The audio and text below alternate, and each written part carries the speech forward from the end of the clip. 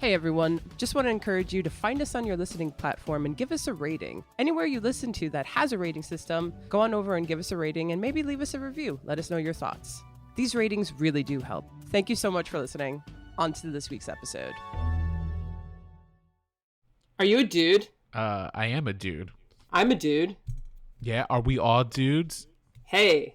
That was terrible.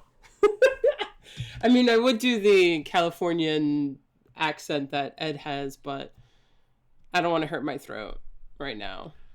Mm-hmm. Because that is deep, deep in the throat that he is doing that voice. Yeah, I'm assuming that's what's aged him. Maybe. I was actually going to say he's aged pretty damn well, but maybe. Well, not as well as Kenan, because Kenan got that money. And it's a damn shame, let me tell you. What are we talking about? If people are tuning in and they didn't read the description of this episode, they're like, huh? Because we kind of just went right into it. We're talking about Good Burger. That was like the closest I'm going to get tonight to doing that. We're talking about the movie that was actually a spinoff of the Nickelodeon television show, All That. Mm-hmm. And all these years later, 15 years later, actually, Paramount Plus has released a sequel, Good Burger 2. Yeah, and it's really one of those questions where it's like, who is this for? Yeah. I'll tell you a little bit about why it happened, but let's just go for it. We're sans Eddie today, so...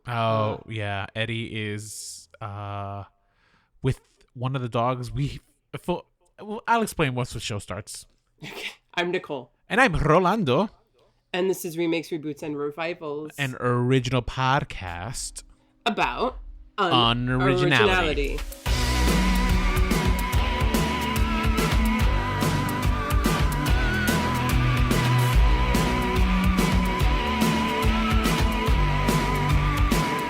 So, where is Eddie? Please explain. Yeah, so our dogs have been fighting, and their fights have been getting vicious. So until we get them to be in a room together, we just had to keep them separate for the last entirety of the week so they can just cool off with each other. Basically, the young one has reached maturity and just wants to be the alpha of the house. And the older one has just been like, oh, no, I've had enough of this. So they look at each other for like a moment, and they are ready to kill each other. Wow. Which is crazy because like they're pugs, right? So it's just like these fights look almost comical. But they can't get hurt, so we've been keeping them separate for the time being. And like how quickly do they like lose their breaths? No, that's the thing. Like Nico is in pretty good health, and so is Kai. Kai's skinny, so like it could be a while, right? Damn. Yeah, so we just had to keep them separate for the time being. So any dog trainers or anyone with insights, by all means, please slide into my DMs and let me know what I could do, because I'm at my wit's end, to be quite honest. Yeah, that sounds like a lot. Like that's always the question. That's typical with cats. What happens when like two cats, they're territorial and they just don't want to live in the same space as each other. After a while, they have to just learn to live together because that's their life. But it's like this slow process. You have to keep them in separate rooms, and you have to like slowly let them see each other, put their food bowls next to each other, this whole thing. Yeah, sorry. It's just annoying. But regardless, we're here. We also have some other announcements. Yeah, we're going to be only releasing this podcast every other week going forward, mostly because of our busy schedules, and also to give ourselves time to actually devote more time to what we're watching. Yes. I think that overall you've noticed that we've probably just been missing a couple of weeks here and there, and it's just really, really busy. It's not a couple of weeks. It's been like once every 3 weeks or something. It's still, if you add it up, it's enough. And we just decided it was the best thing to do, and for us to just be, more on top of our own schedules and content for you guys. We'll probably also move the date, since it's going to be every 2 weeks, out of Friday back to like Wednesday or something. So we'll be more on top of, newer stuff, depending on the week that it gets released. So it's going to be, I think the moving of the date will begin in January. But for now, we're going right into every other week. There we go. All right, cool. Well, and for now, we're going right into today's topic, which, like we said before, is Good Burger and all that. Were you a Nickelodeon kid? We've talked about this before, but I can't remember. No, I watched Nickelodeon. I wasn't. I was more of a Disney Channel kid, but Yeah. Nickelodeon did have a good run at a certain point. Like during Snick, like then I was all into Nickelodeon. Yeah, I feel like millennials, particularly those who like were, single digits in the 90s and grew up on 90s television, you were either a Nickelodeon kid or a Disney Channel kid. Mm-hmm. I never watched Disney Channel ever. Never? Never. Oh, bro, I think I've talked about it on the podcast, like Even Stevens, Lizzie McGuire.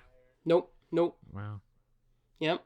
But I watched everything Nickelodeon. Like, I know the obscure stuff with Nickelodeon, so I was pretty... To me, Nickelodeon was the only channel. Like, there's other channels.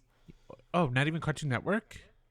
Occasionally, but not really. I didn't watch, like, Powerpuff Girls or Dexter's Lab. Oh, I loved Powerpuff Girls, Dexter's Lab, and I didn't like Cow and Chicken that much, but it would pass the time. Johnny Bravo, I saw maybe like a Johnny little bit. Bravo. Yeah. Ed and Eddie? About it. I knew of it, but I did not watch it. I can't believe this. Strictly, but I watched like Hey Arnold. I watched Cat Dog. I watched Angry Beavers. I watched, what was that show? Action League Now. I love Action League. Well, that was like from Kablam. Kablam, there we go. Thank you. Kablam. I love that stuff. I watched, I actually watched Arthur because I was such a fan of the kid book. So that's like my only not Nickelodeon program that I watched a lot. PBS. That was PBS, yeah. I really liked Arthur. I liked Arthur too. I watched Doug. Pretty big into Doug. Did you care for Doug when it went into Disney? Nope, like I stopped watching it. As far as I know, it just ceased to exist. I don't know. I think it's better. I'm in the minority on that one, but it's a molehill I'll die on. And of course, I watched All That. I really, really loved All That. I thought it was too. So much fun. I thought it was the coolest show. And I watched all the spin-offs of it, which were Kenan and Kel. Which were, I think, didn't like Amanda have her own show? Yeah, the Amanda Bynes Show. The Amanda Bynes Show. I didn't watch that call it the Amanda so Show. much. Yeah. It was like a skit show.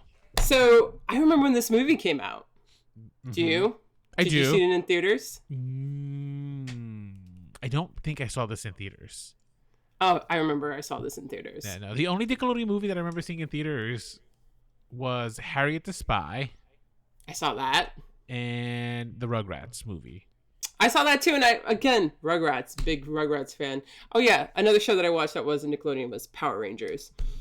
That wasn't Nickelodeon? That's what I said. Another show I watched that wasn't Nickelodeon. Okay. Yeah. I specifically remember seeing this movie in theaters, and I remember really, really liking it. And I think I even watched it a lot on VHS. I remember seeing it a lot on VHS. I remember also not liking it even when I was younger. I don't know. Something about All That just like had appealed to me. But I think it was like only for a little bit, and then I kind of quickly outgrew it. Maybe by 1998, I was over it. How many years was that? Well, it came out in 1997, so probably by the very next year. That's only 1 year. I mean, yeah, like everything feels like so long to us as kids, but like if you look back, it was only like a year, 2 years and stuff where like Nickelodeon had its peak, right? Are You Afraid of the Dark was also part of Snick. Yes, and we've covered a bunch of these. We actually have, yeah. Like as we're mentioning these, like Rugrats, Are You Afraid of the Dark, and now here we are, Kenan. We never did All That, which did get revived. We didn't. And I guess. So this is where we could talk about that. A little bit. I haven't seen the revival, although I've seen ads for the revival, and it looks interesting. Okay. It's hard for me because part of the reason why I liked All That so much was the original cast. Yeah, the original cast was great. So, and I remember so many of those characters. Do you remember like some of the skits and characters other than Good Burger? Pizza Face. I remember Pizza Face. I remember Super Dude. Repairman, man. Yeah. Super Dude. I don't remember Super Dude. That was Kenan's thing, where he was like... he was like a super. Was a villain of Super Dude, actually. No, I thought Pizza Face was a good guy. I think Pizza Face was a villain of Super Dude. I thought Pizza Face was like this teenager who had a literal pizza face. He was like his own protagonist. He might have spin off from Super Dude. I for some reason remember him in there. Interesting. Pierre Escargot. Oh yeah, those are a good one. The librarian skits. The librarian skits. The yeah. librarian skits were so good. Those were my favorite. And Vital Information. Vital Information. Yeah, with Lori Beth Denberg. Let me tell you. All right, here we go. I'm just gonna go on probably lots of rants here. Lori Beth Denberg needed a better agent because this young girl had so much talent, and you know what it was? It might have been like a body shaming thing because she was a bigger lady, right? And I feel like she would have had more success, obviously, if like her career had started a decade later, where we were way more accepting of body positivity. But let me tell you, I've rewatched some of the old, all that, and like she's good. She's so talented. Really she was so talented. Yeah. I always had this dream that I would write a show called It Needs to Star Lori Beth Denberg. And it was going to be the first season, going to be like these like writers who were really trying to pitch a show, and they eventually get it greenlit, but they don't have Lori Beth Denberg. So like the first season would be them trying to actually get Lori Beth Denberg. And then season 2, if we could convince Lori Beth Denberg, she'd be like a regular. And I want her to be like a Danny DeVito-esque type character from like Always Sunny. Okay, you should totally, you have all these ideas. I mean, it's the most randomest person to have it with, but that's pretty good. I know, right? She would be so good playing like a Danny DeVito-esque character. Yeah. I feel like some of the people in the original All That, like visually, some of their faces stick out, but the true stars were Lori Beth and then Kenan and Kel just because of their relationship, and I guess the TV show that followed. Can you name anyone else from All That? I don't know. Amanda Bynes. Other than Amanda Bynes. She wasn't original, I don't think. She wasn't. Though. I think she started like a year or two after, because she was so young. Yeah, she was. And Nick Cannon started way after too, but he got his break there. I think I might have stopped watching by the time Nick Cannon was on. Me too. Anyone? Danny Tamborelli, I think wasn't he also in All That or no? I think he might have been. Is that the guy from Pete and Pete? Yeah, I think he was there the first season. I think. Okay. I don't remember. There was the skinny white guy. Skinny white guy that played Detective Dan in Repairman. Yes. Okay. He was. I don't remember his name. Rick. I feel like it was a Rick. Well, I thought it was Josh or something. Oh, maybe you're right. Maybe it was Josh.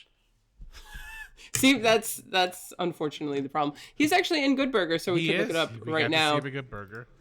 Let's see. Do you remember his character's name? No. Josh Server. Yep. Okay. Yeah. Josh Server. The Secret World of Alex Mack. I also watched that. Oh, I never cared for that show. Did you watch the game shows like Figure It Out or Double Dare? Yes.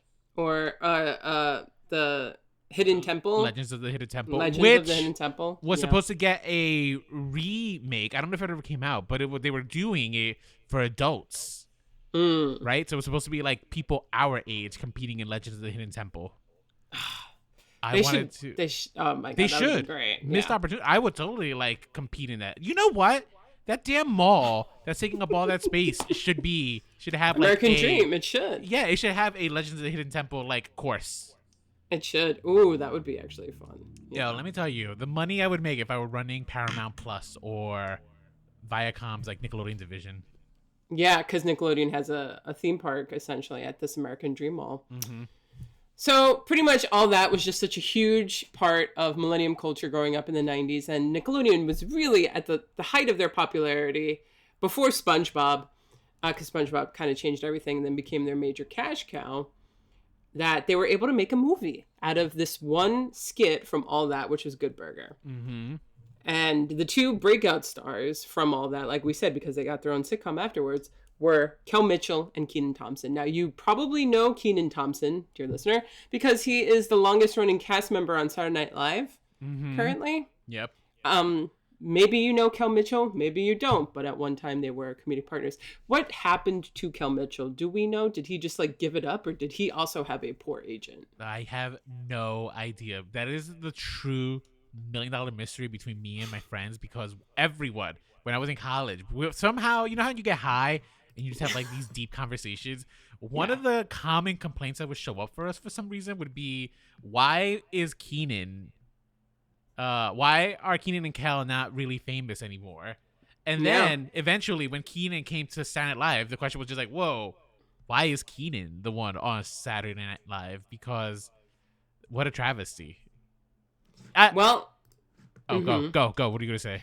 Kel's been a working actor, but he just has done like smaller gigs, and he just didn't have that breakthrough that Kenan had, which was Saturday Night Live. Because before Saturday Night Live, what do we know Kenan from? I don't know. Exactly. Like he got lucky, and like you said, he's been holding on to that gig for his dear life. He did. So I said that off the air, but I'll say it right now. Look, you know how sometimes you have like these random beef with like actors that's all in your head? I have a lot of them. Kenan Thompson is one of them. That's great. Like I have like this like unknown source of like just disdain for this guy for some reason. And maybe it's because I feel like the only reason he's lasted so long on Saturday Night Live is because he was, for a long time, I feel like the only black cast member that they had. So he was relegated to all the black roles. And yeah, I told this to Nicole. I'm just like, yeah, the reason he's the longest running actor on Saturday Night Live is because he cannot get a job anywhere else, right? So he knows I have to stay here. And he's probably going to listen to this, and I'm going to get like the most scorching email. And you know what? I probably deserve it, because like I wholly admit this. Like my dislike of Kenan is unreasonable, but it's there. Well, thank you for sharing. You're welcome. It is pretty crazy because I don't think he's that great on Saturday Night Live. I think that he was actually funnier when he was a kid and all that and this stuff. He kind of just feels very one note on Saturday Night Live. He does. Even on that skit, what is it? Like he plays like a black priest or something? I don't know. It's just like, I don't watch Saturday Night Live like that anymore. You're missing out. Am I? I don't know. I don't watch it like that either. So Good Burger was directed by Brian Robbins. Brian Robbins, he was part of this. He directed this thing called The Show. Then he went on to direct Varsity Blues. He went on to direct The Perfect Score, The Shaggy Dog, and Rolando's favorite movie, Norbit. Oh my gosh, shut up. Yes. I did not know that. I do love Norbit. Norbit. That's a guilty pleasure of Rolando's. It's such a guilty pleasure. The costume design, though, is just phenomenal. Yes, I'm sure it is. So you've never seen it? I've never seen it. Oh, you're missing out. That is a true American classic.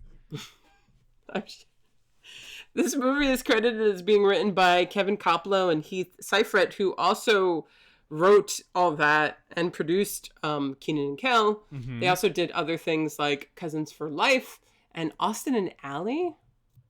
Austin and Ally, I think, is one of those shows that came on like after our generation. It's like around the time Ariana Grande was like rising. Got it. Okay. Yeah. And that was a Disney Channel one. And also by Dan Schneider, who takes a acting role in this. And Dan Schneider was brought up in the iCarly episode. Yes, for his love of feet.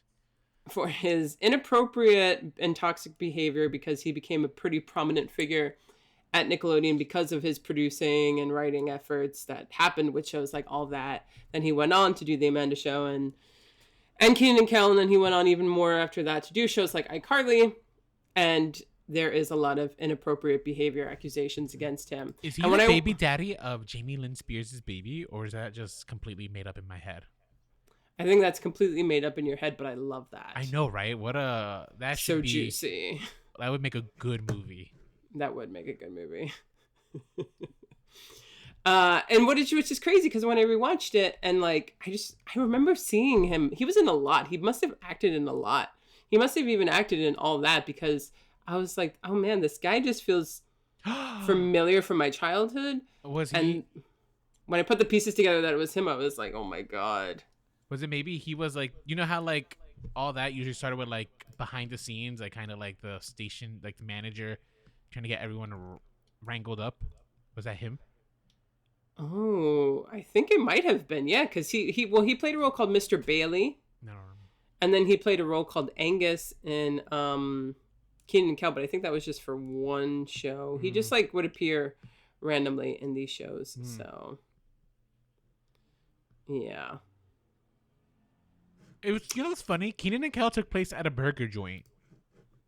Or It was did? it was it a grocery store? I think it was a grocery store. Maybe it was a grocery store. I remember, because like both Kenan and Kel worked together and stuff, and they had like a white guy who was their boss. Mm-hmm. That's what I remember. And they loved orange soda. No, not they. Just Kel. Oh, just Kel. Kel loved orange soda. So what is Good Burger about? I mean, the skit itself was pretty much Kel, who played this character, Ed, who was quite literal. So anything you said to him when you wanted to go and order a burger at this burger place, he would probably misconstrue as something else. He reminds me of the literal doctor in Arrested Development. Where it's yeah, he's all right. He's all right, but he lost like his left hand and stuff. Great type of subversive humor where you're just like, oh, I wasn't anticipating that, but like for kids too. So it's also very like pure. Yeah. They took that and they made a whole freaking movie out of this character. But the dynamics between Kenan and Kel is very like, it's even more than straight man and funny man comedic duo. It's more like one of them, Kel, most likely, really acting silly. And then the straight man looking at him going like, the hell is this guy doing? Yeah. Like the humor is more so with Kenan looking at Kel being like, you're an idiot. Which lends to the question, it's just like, how was Kenan the breakout star? I know. It's pretty crazy.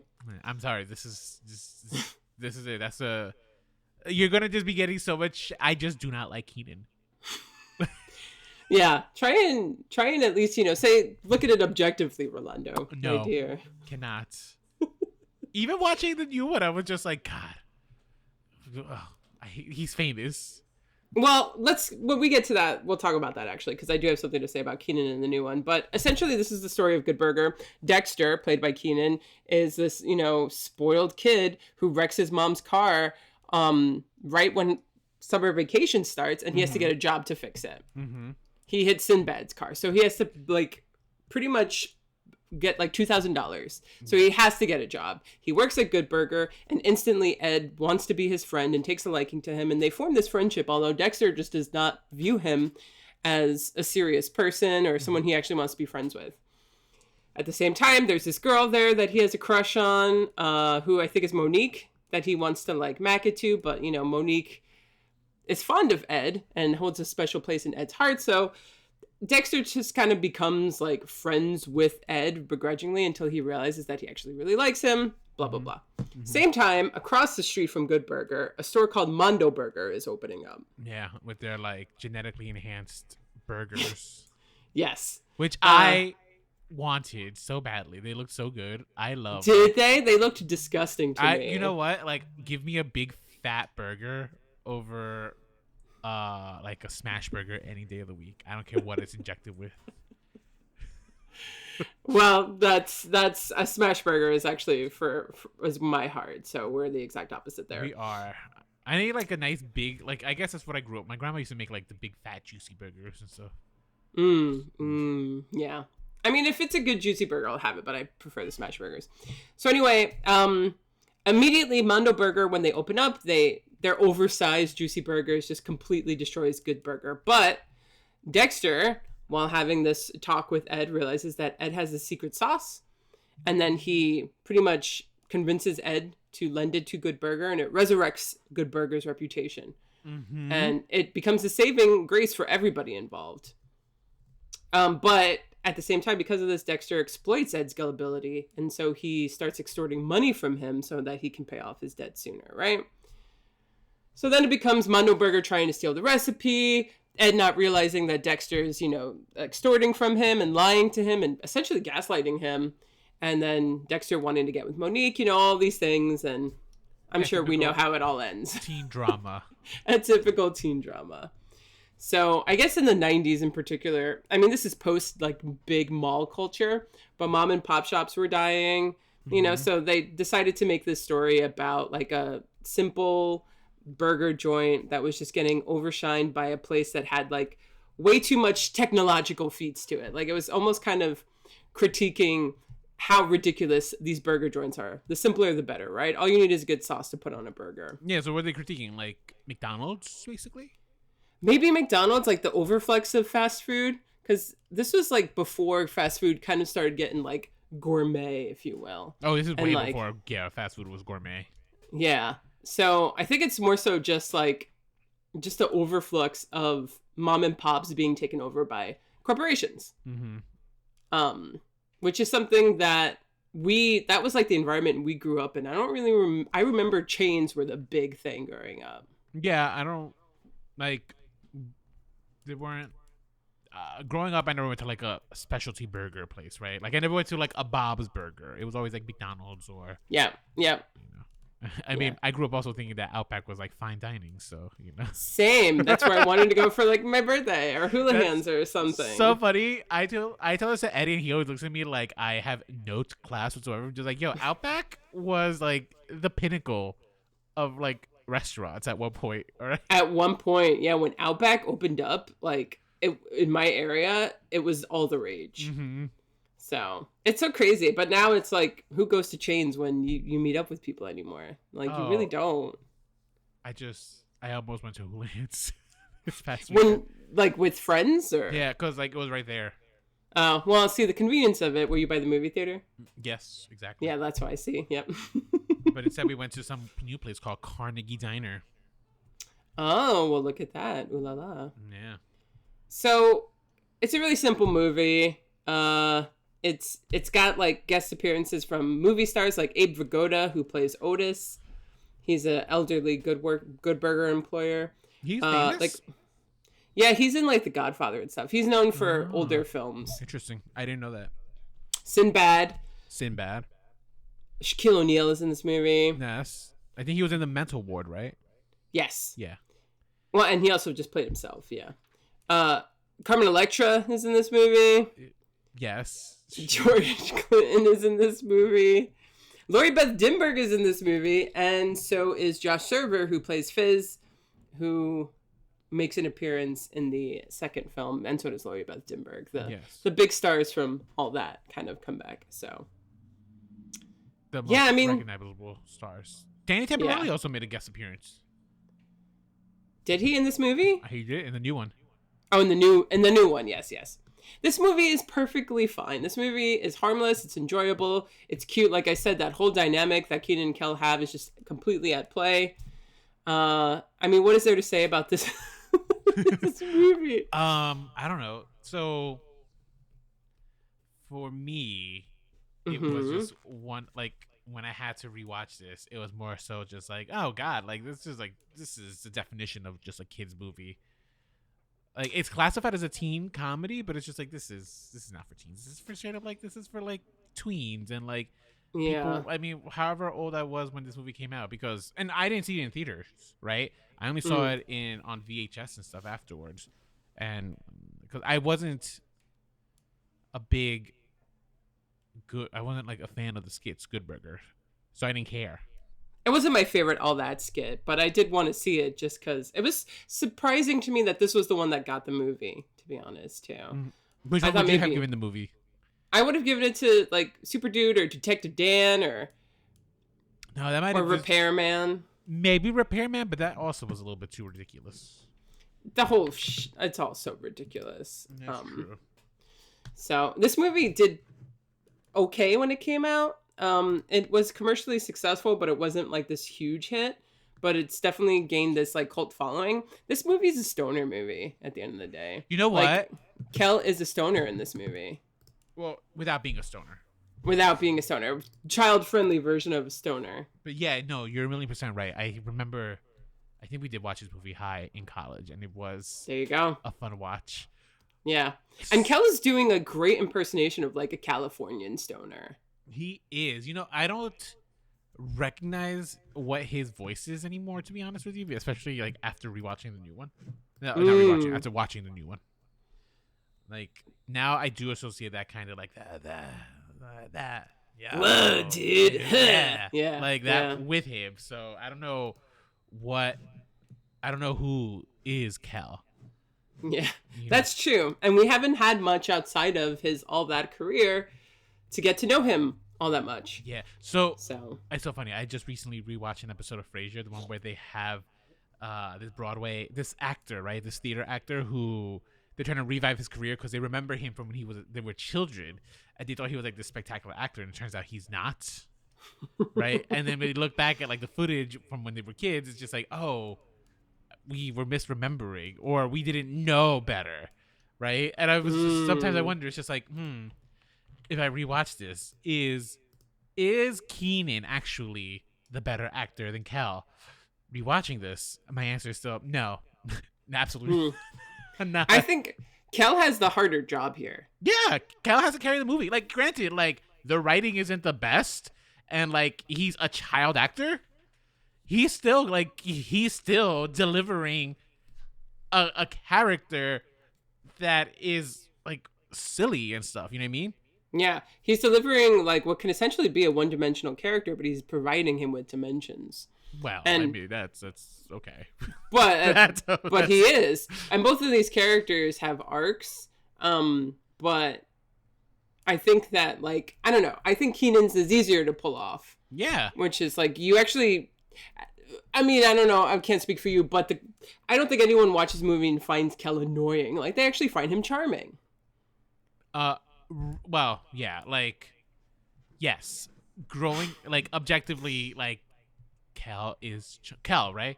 Yeah, Kel, you would find charming and stuff. The shtick grows old quickly, but I'm also an adult now. You know what I mean?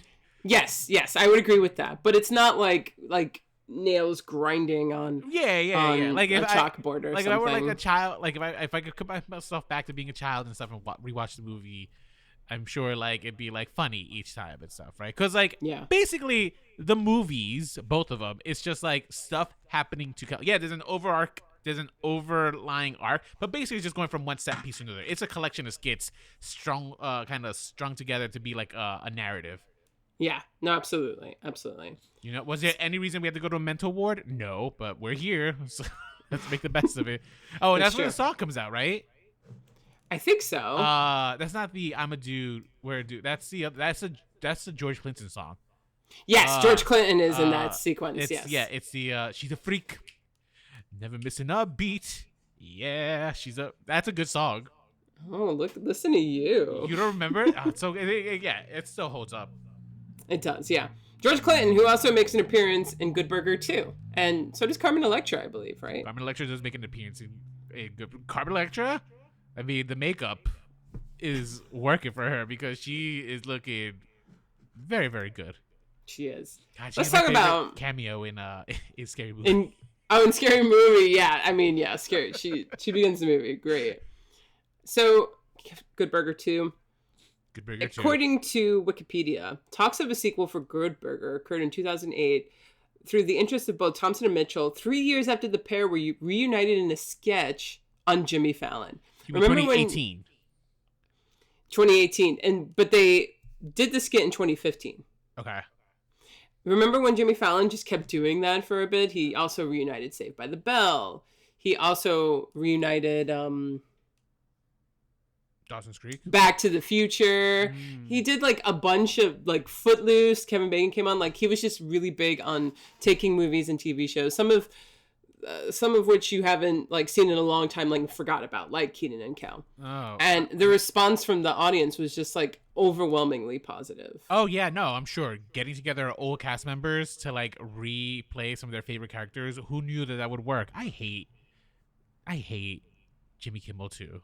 I don't have like a hate for him, like a deep passionate hate like I do for Kenan, but I can't stand any of those late night guys. The only one I liked was Conan, and Conan's done. Like, he's retired. So. I like Colbert. Colbert's fine, but I liked him better when he was on the Colbert Report. 1,000,000%. Now he's sold out. So, anyway. And I never liked David Letterman either. Whatever. No, me neither. You think it's like a generation? That's gonna, like, those are gonna end soon, right? Like, there's no way. I fucking hope so. Or at least, like, get some non-white men in there. You know, remember when like Arsenio had a show and then that was it? Yeah. Like, and then it was just white men ever since. So. Yeah. Anyway, but Jimmy Fallon really tapped into something, and you know that's why he became such a success. Like in the early 2000s and 2010s. I'm sorry. I think that's when he really like was at his most popular. I don't know if people still watch Jimmy Fallon, but I don't think his like videos go as viral as they used to or whatever. Oh wait, Jimmy Fallon or Jimmy Kimmel? Jimmy Fallon. Jimmy Fallon. No, I don't know. I mean, someone must still be watching, right? Because he's still making episodes. Someone, like, yeah, yeah. I hate. But so Jimmy it's crazy. Kimmel, but Jimmy Fallon, I don't mind him as. I mind him. You mind him less. Yeah, like he doesn't bother me as much. So this kid happened in 2015. 3 years later, they were like, yeah, we're going to do a Good Burger sequel. And it took that many more years for it to happen. It just makes me feel like I don't know how many different like producers or, executive producers did it go through before they actually got the funding. Who knows? I don't know. I feel like it probably was Kenan dragging his legs on this a little. You think so? Yeah, because like I know Cal was very gung ho on this, right? But Cal also needed the money, as far as I know, right? Like the guy's career was just like at a standstill and stuff, and it's like Kenan wasn't. Like Kenan was working on Saturday Night Live. Like Kenan now has like commercials for Vonage or something. Vonage I don't think exists anymore, but it's like so he's on commercials. I see him regularly, and I'm always wondering. It's just like fucking Kenan Thompson. Okay, you need to stop. It's such a. I don't know where it comes from. I do not know. Maybe I think it is. I just feel like it's so unfair that he became famous and not Cal. Like truly, for some reason, I take it so personally.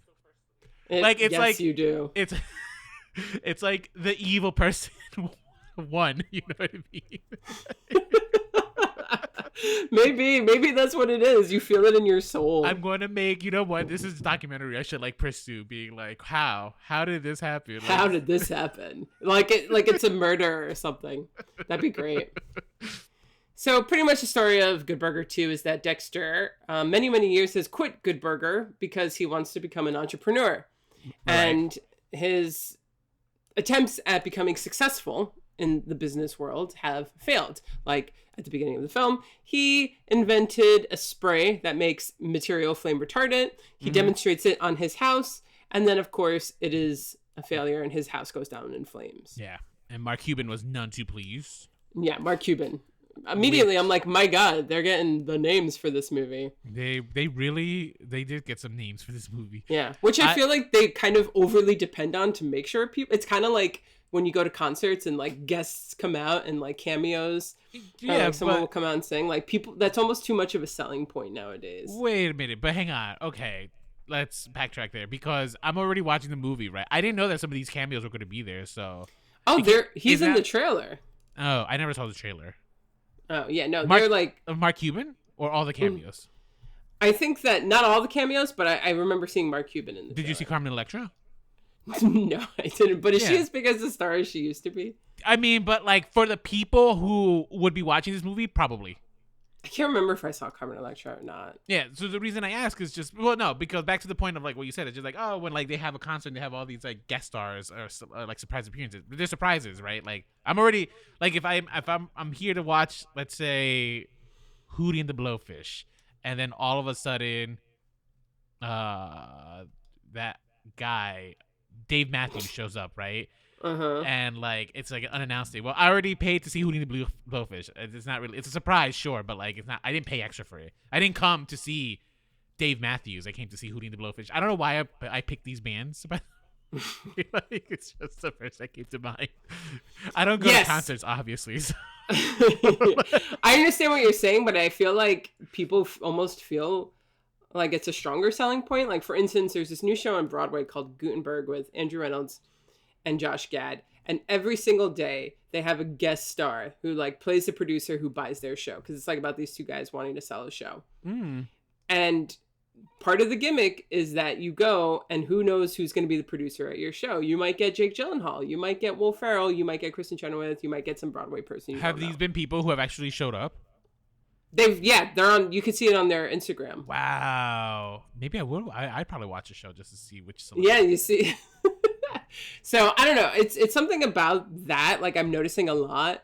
Like way more cameos than it needs, or or yeah, just everything like guest appearances. It's very big in our culture right now. I also don't know, like, were these really big cameos? Like, when they did that montage of the people singing, the celebrities singing, which was like making fun of that Gal Gadot video. I thought they just bought people from Cameo or something. Like, none of those were like that famous. Danny Tamborelli.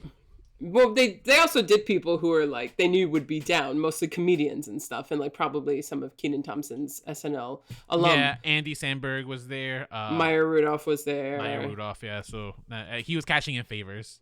But it was also crazy where I was like, wow, this is so clearly done on Zoom. Like, I could have edited this. Mm-hmm. Like, I was watching this, I'm like, this is a big fucking movie, and I know exactly how they put this together. Mm-hmm. Regardless of that. The story is that after he is completely broke and bankrupt from his business attempts, he needs to have somebody to kind of take him in and to help him get his feet back off the ground. But his sister wants nothing to do with him, so he goes all the way back to Ed.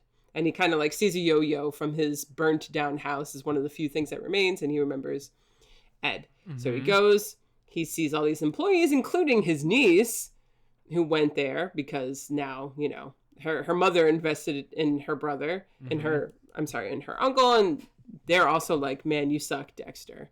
Yeah. Everyone in this movie hates Kenan, just like Rolando. Rightfully except so. for Ed. And Ed actually owns Good Burger. He still works there, and he owns it. It was passed on down to him from the owner because he's been such a loyal employee. Right, because that's how it happens. That is how it happens. Yeah. And pretty much there's this lawyer who wants to come and buy Good Burger off of Ed and turn into a franchise. And because Dexter needs the money, he convinces Ed to do so. But little did they know that they actually sold the rights to Good Burger. Everyone gets fired, and they change and rebrand it into Mega Good Burger because, spoiler alert, the woman who bought it out it was the sister of Mondo Burger people. Yeah. Which begs the question, why not just name it Mondo Good Burger? So that way we I know, right? Like, it was just, why do we need to name it Mega? Yeah, seriously. That was just one thing that kind of, I was just like, all right. Opportunity missed. And they also they fired everyone because they don't need people because everything was going to be completely automated. And they made an artificial intelligence replica of Ed, who is synonymous with Good Burger. Mm-hmm. And that's pretty much it. Yeah, they saved the day. Surprise, surprise. Surprise, surprise. Carmen Electra makes an appearance as their nanny because Ed is married now and he has like 7 kids, ketchup, onions, mustard, mayonnaise. Attack is their dog. Attack is their, yeah, everything's just so literal. It's almost felt very Abbott and Costello-ish. Yes. Yeah. Yes. So it's very classic comedy tropes that are being used here. So, like, do you guys serve veggie burgers? And he's like, yeah. And then he takes out a tennis racket and he serves it to her, like in tennis. It's just so stupid, but it's also like... And then pickleball soon after. Yeah, and then pickleball, yeah. It's just also like, oh...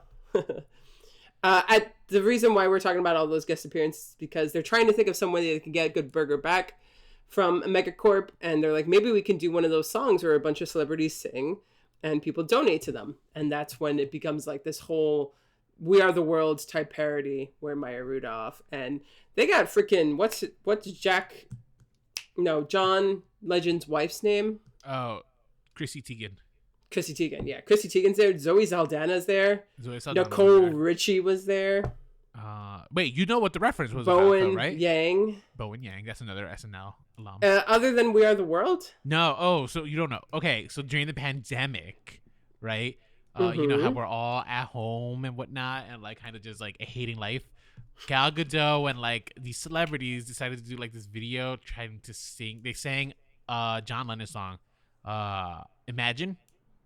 Okay. And so this is the thing. They kind of like all filmed themselves and they had someone edit it and they released it thinking that this is going to change the world. And they got so much backlash because of these fucking people in their fucking mansions singing Imagine. It's just like, imagine what? You guys are living in luxury. We're fucking here struggling to make ends meet during the pandemic. Seriously, yeah. So that is what this video was referencing, literally, because this is more or less how it looked. Got it. Okay. So the original movie had a love story. You know, Kenan was trying to Mac it to Monique, and then they actually ended up at the end. Thank God they don't have any of that here. In here, he's actually just trying to build his relationship with his niece. And Charlotte, which is her name, is also the eye of the manager's apple of the manager's eye. I'm sorry, I said that wrong. Yes. The manager who is like an 18-year-old boy. Right. And that's when we find out that Ed owns a restaurant, because he immediately hires Kenan and goes, hey, whatever Ed says goes, because Ed owns the place. Mm-hmm. So Lori Beth Dinberg makes an appearance. Yes, she does. As a Karen. All right. Is that makeup that she was in, or is that? Well, she's much older now. I think that's how she looks now. Wow. You know? No, how much older? She wasn't that much older than us, was she? Lori Beth Dinberg is 47 years old. Shut up. No fucking way. I thought Lori Beth Dinberg was maybe like 5 years older than us. Josh Server is 44. Let's see how old Kel Mitchell is. Kel Mitchell is 45. Like, these people are in their 40s now. Yeah, he looks like he had a hard 45, though.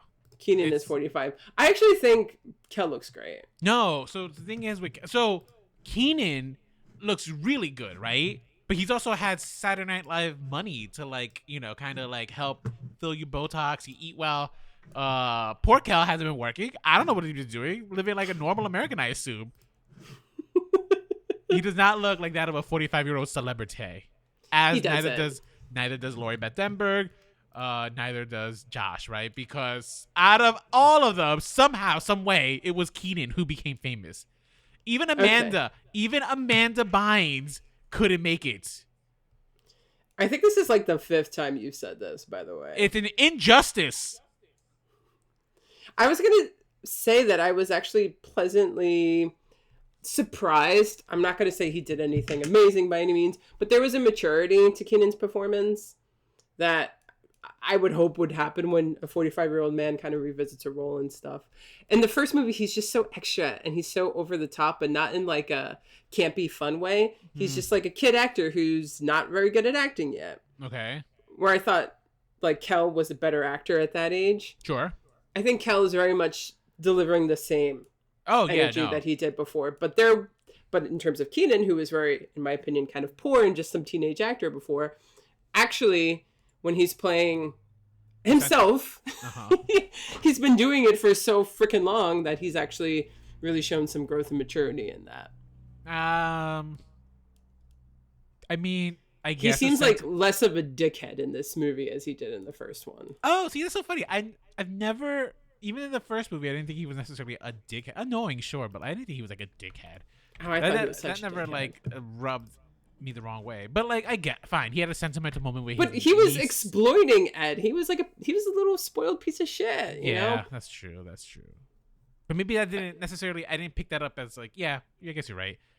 But here he had like his tender moments with his niece and stuff. But yeah, and here he didn't even mean to do what he did to Ed. It just sort of happened. Mm-hmm. And then like when they crashed the Luna Fox performance, Nicole Byer's performance, you know, he took the moment to bring his niece over, and like it all could have been really extra, but he actually kind of sold that, where he's like, I'm just gonna ignore everything you're saying because I want my niece to have this moment. Mm-hmm. And then like cut to her showing everybody, and like she was actually happy about that moment. Like that kind of worked for me. It was stupid and it was silly, but like when they do it well and convincingly, it works, you know? I guess that's more the script though. That's not his performance, well, I guess. The actors have to do it convincingly and well. I suppose. Give Kenan something. Look, I didn't turn off the movie, right? So I think that's fair.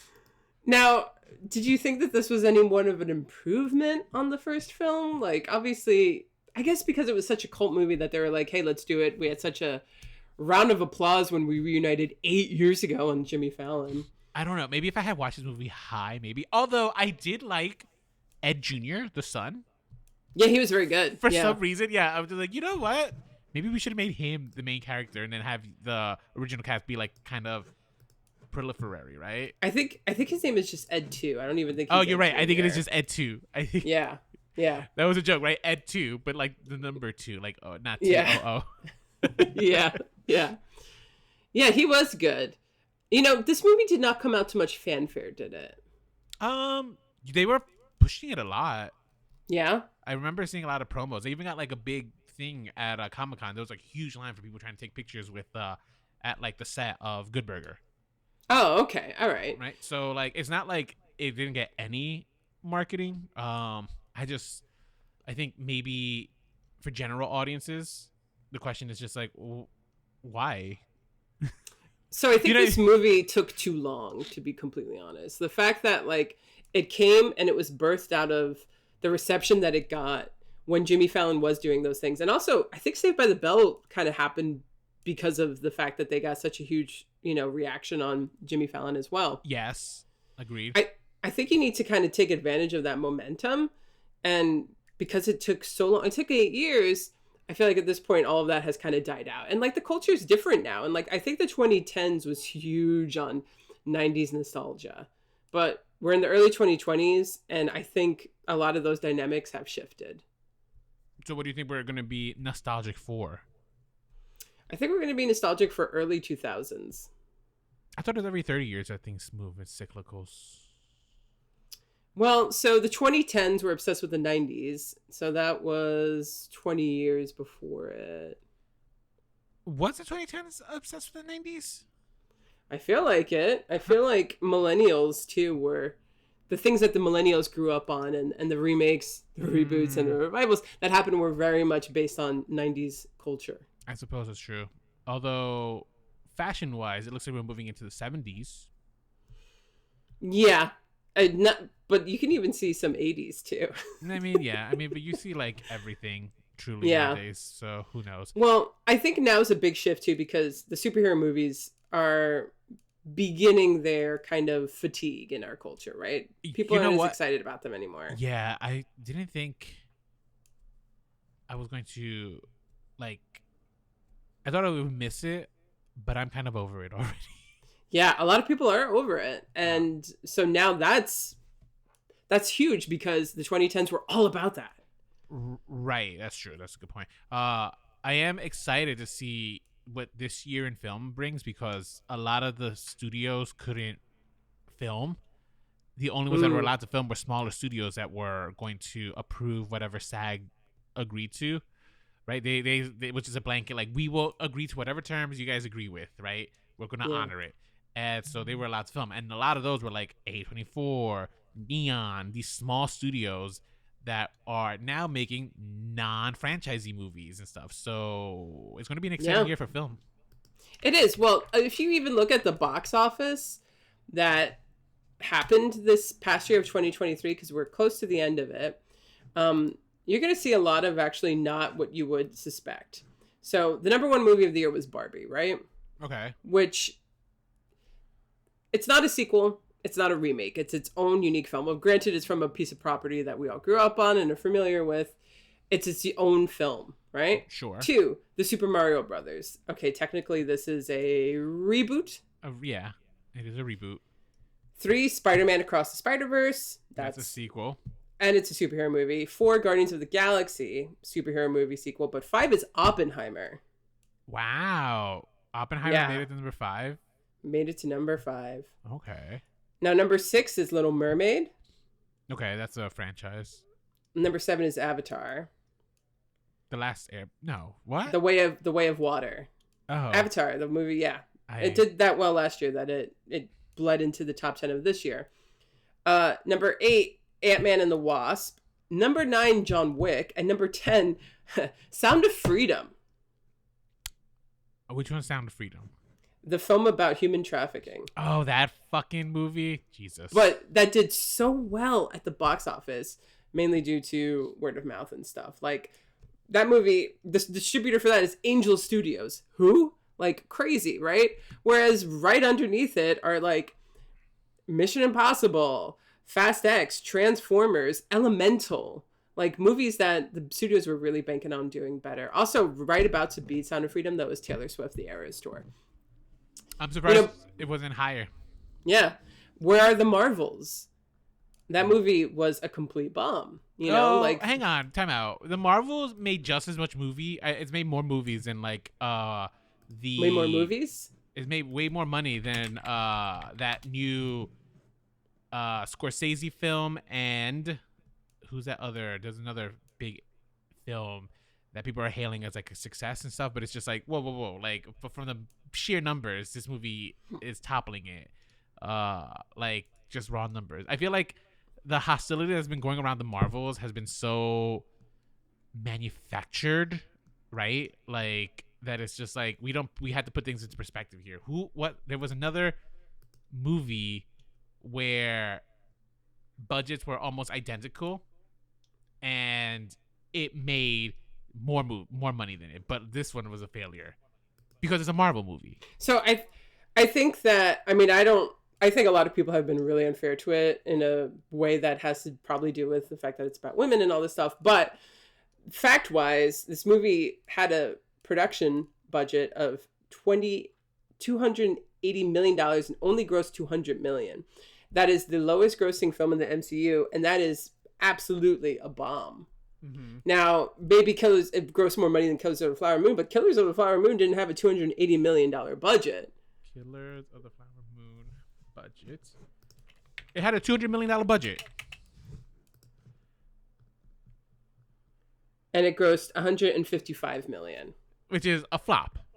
But you ask cinephiles, it's just like, what a success. It's just like, whoa. Is it? Yeah, because they also weren't anticipating the numbers that they were anticipating a superhero movie of Marvel to do. I mean, again, these are the movies that are considered number one box office wise of the year. Yes, I get that. I'm just saying, it's just like, hang on. Like the discourse is just like the Marvels, sure, like it flopped, but like it wasn't like its flop makes waves because it was a Marvel movie that flopped this hard, but it's just like, but still comparatively, like the difference in budget between Killers of the Flower Moon and the Marvels is not that different, and it still outgrossed Killers of the Flower Moon. So again, the discourse in our industry for this, I think, has been much more hostile because it is about women and stuff. Maybe, but also these are two completely different films. The Marvels is a blockbuster. The Marvels is a movie that is meant for like your whole family to go. A $200 million Killers of the Flower does Moon not is more of constitute it to an be adult film. But hang on. $200 million is not constituted to be a blockbuster? You're telling me a studio just invests $200 million not expecting a return on investment here? Well, when it's I guess more of like a quote unquote respected director, it's a little different. I don't know, because like that ain't a game that Hollywood usually plays. It's just like they need an ROI. No, they put their money in filmmakers that they believe in. They put their money in Oppenheimer and because of Christopher Nolan, but in that case it paid off, right? That movie had a really small budget of $100 million. We're saying that's a small budget, but that grossed $900 million. Yeah, but that's an easier thing to recoup. Well, yeah, I mean, $200 million is still a lot of money. I feel like Killers of the Flower Moon and the Marvels are very different films that are meant for very different audiences, and you would have to find more of an equal to the Marvels in order to make your point, even though I know what you're saying, but you're comparing it to a film that's just not in the same genre. Okay, hang on. All right. So according to IndieWire right now, only one movie in 2023 with a budget of over $200 million has made a profit, and that was Napoleon. Napoleon was the other one that had a huge budget. There you go. That's a good one. And it's a flop. But yeah, ask cinephiles and shit. It's just like they're fucking jerking off to this fucking film. I'm not. Well, I mean, I have not even seen it. In our table, we had dinner with a group of high-minded film people this past week, and no one cared for Oppenheimer or Napoleon. Yeah. All of this and Killers of the Flower Moon. I didn't care for it either. I haven't seen it. I have no desire to see this film. I have problems. I have problems with the film, but I don't know. It's still worth seeing in order to have your own opinion on it, if that makes sense. We're getting really far off from Good Burger 2. I think the point is that the culture is changing, and the culture changes at a rapid rate. And they took too long to make this movie. And I just think that because they took too long to make this movie, I'm not sure anybody cares. And, you know, like, we're kind of talking about this movie, but we're more so going down nostalgia lane. When we're actually talking about the movies, we're like, yeah, it was fine. Because, you know, like, we kind of don't care. And I'm so sorry to anyone who's listening to who's a massive Nickelodeon or all that or Good Burger fan. But it's more so like, why am I talking about this? And what is it adding to the cult. Like, where does this stand in the year of movies? Like, I'm gonna forget that this movie even existed by next year. Sure, I'm going to forget this movie existed by the end of the year. I do think that this movie is, I don't know. I don't disagree with you. I don't, it's like, who, like, why, right? But I don't know. You guys had a lot of movies. Just like, why do we spend any money making this movie? Yeah. You know, Yeah. so it's not fair that we're putting this all on poor Kenan and Kel. At least, hey, No, Kel I'm got putting work. it more so against their funders and the people at Paramount Plus and stuff. Because also Paramount Plus, what a year they've had. They've put a lot of money into things that they really bet hard on that completely flopped. I mean, Grease, Rise of the Pink Ladies was earlier this year, wasn't it? Yeah, I think that was. Or was that last year? No, I think it was this year. I think. And Fatal Attraction as well. Mm-hmm. I mean, just really trying, like Frasier, which you ended up liking once you stuck with it. But but they also did the smart thing. They're also airing it on network TV. There you go. Which is a smart decision because it needs audience. In terms of like, I think it'll find its audience on network TV, not just streaming. Right, and yes, I think that's ultimately absolutely. Like, I mean, this is what we're like kind of in the middle of like kind of witnessing right now. It's just like we're complaining about like how much we're putting budgets into these films, but you know, ultimately this is the collapse of the streaming market that we're about to see, that we're like kind of getting ready to anticipate for the next couple of years and stuff, especially after the strike. Yeah, you know, so yeah, it's gonna be an interesting year and stuff. So to your point, it's just like I don't know if this film would have been more watched 8 years ago after the success of like their reunion on Jimmy Fallon, but I don't know if, because just like we as a society always conflate these things, right? Like just because a moment goes viral does not mean that it's going to be a success. Right. Yeah. So even 8 years ago, even if this moment went viral, that's not going to necessarily mean that all this audience is going to tune into a movie. Yeah. You know what I mean? So, and it's like, I actually just had a conversation with a buddy about this, right? Because are you aware of the movie, the quote unquote movie Kazam? With you mean Shazam? No, Kazam with Shaquille O'Neal. No, with Shaquille O'Neal. What? It's I know not a real movie. Kazam with Sinbad. Yeah, Kazam with Sinbad is a real film, right?